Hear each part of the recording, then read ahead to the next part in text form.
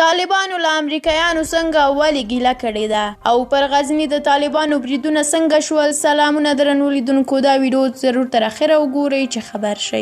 د طالبانو د قطر دفتر ویان سهیل شاهین ویلي چې پرون امریکایي بي پیلوټه الوتکو د دوی جنگي کاروانونه نښه کړي او دوی ته پکې مرګ ژوبله اوښتې ده. سهیل شاهین په یو ټویټ کې ویلي چې دغه بریدونه په هلمند، زابل او غزني کې پر دوی شوي دي. امریکایي ځواکونو د قطر هوکړه لیک نقض کړی او له موږ سره د ژمنې خلاف یې پر موږ برید کړی دی. له نږدې د طالبانو د فعالیتونو څارونکي خبریال سامي یوسفزي د دې بریدونو په اړه لیکلي دي چې امریکایي بي پیلوټه الوتکو د طالبانو هغه موټر په نښه کړی دی چې زیکویک پکې بار و او د جګړې په لور روان و. امریکایي ډرون د زابل د شاجوی ولسوالۍ په خواجوکو سیمه کې هغه بایفور موټر ویشتلی دی چې زیکویک پکې نصب و او پر الوتکو یې ټکان کوو، 6 تنه پکې وژل شوي.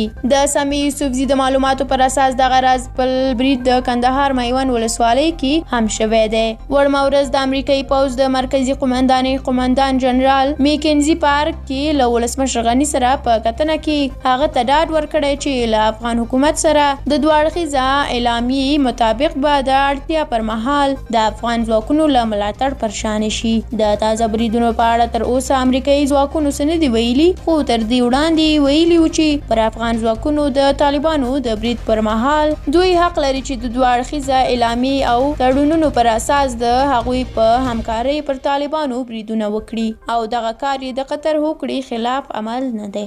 درنو لیدونکو، ډیره مننه چې دا ویډیو تر پایه ولیدله. که مو دا ویډیو خوښه شوې وي لایک یې کړئ. که غواړئ زموږ نورې ویډیوګانې هم وګورئ نو زموږ یوټیوب چینل در سره سبسکرایب کړئ. تر بلې ویډیو په لویه الله مو سپارم. الله مو مل شه.